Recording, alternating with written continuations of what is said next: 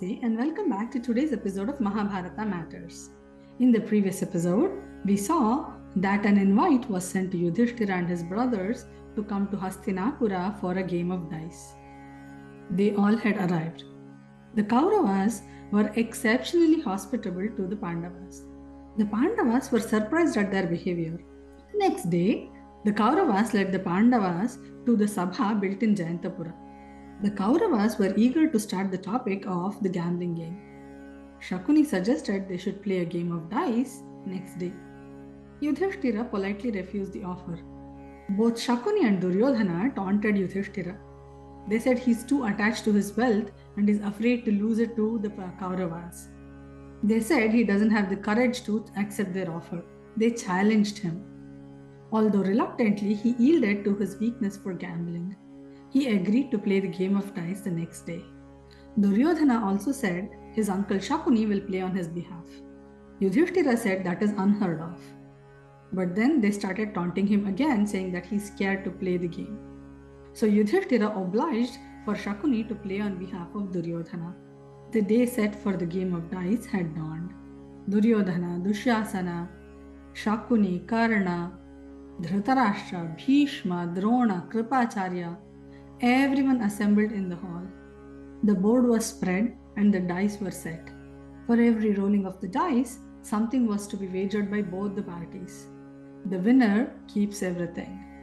One after the other, every turn, Shakuni kept winning on behalf of Duryodhana. Yudhishthira kept losing his jewels, his wealth, his land, until finally he lost his whole kingdom. Everybody was silently watching. All that could be heard was the rolling of the dice and the cackling of Shakuni, saying that I won, I won, I won. He kept winning, Yudhishthira kept losing. Finally, no material wealth was left with Yudhishthira. At that time, Vidura pleaded to King Dhritarashtra. He said it had gone too far. He was unable to convince Dhritarashtra. Dhritarashtra was too gleeful at the success of his son. Now Shakuni taunted Yudhishthira again. He said, "Oh, so you don't consider your brothers as wealth anymore?" If he considered his brothers as wealth, he could bet them and try and win back whatever he had lost. This enticed Yudhishthira one more time. He bet Nakula and lost him in an instant. Next was Sahadeva. They both were lost. Now Shakuni taunted furthermore.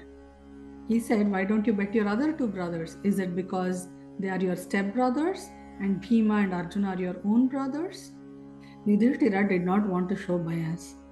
He bet Arjuna after that and lost him. Then he bet Bhima and lost him too. Finally, he bet himself and lost him as well. There was no words for anybody in the hall. Everybody was just watching. Shakuni was relentless. He said, "You still have Draupadi to bet." He said, "If you bet Draupadi, we will bet everything back. You can win your kingdom, your brothers, your wealth, everything back. This is one turn we're going to give you."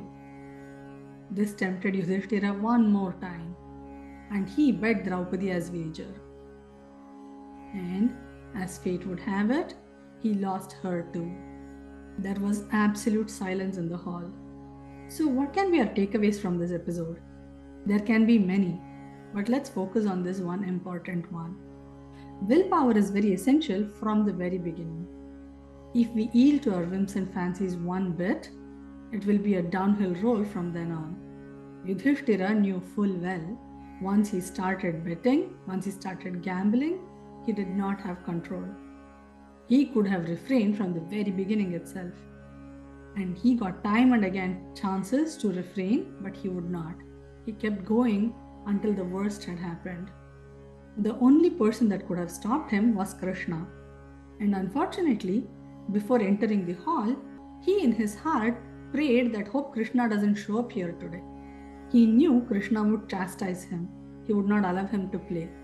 Then he could not play and satiate his thirst for gambling. So, mentally, Yudhishthira wished Krishna out of the Sabhā at Jayantapura. The presence of Bhishma, Vidura, and all the other elders did not bother Yudhishthira as much because he knew they would not have chastised him. Later, Uddhava asks Krishna, "Why didn't you stop it?" And Krishna said, "Yudhishthira in his mind requested me to stay away. If he needed help and he called, I would have definitely arrived," he said.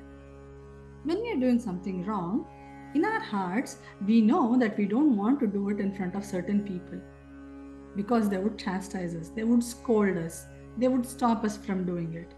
It could be parents, well-wishers, or friends who do not hesitate to call us out on our wrongdoings. We should keep them closer to us at all times so that they stop us from taking a misstep. Rather than realizing much later, it is better to be chastised in the beginning and help ourselves with our course correction. With these thoughts, we come to the end of today's episode. Remember, in this series, we are discussing matters of Mahabharata because even today, Mahabharata matters. Hari Om.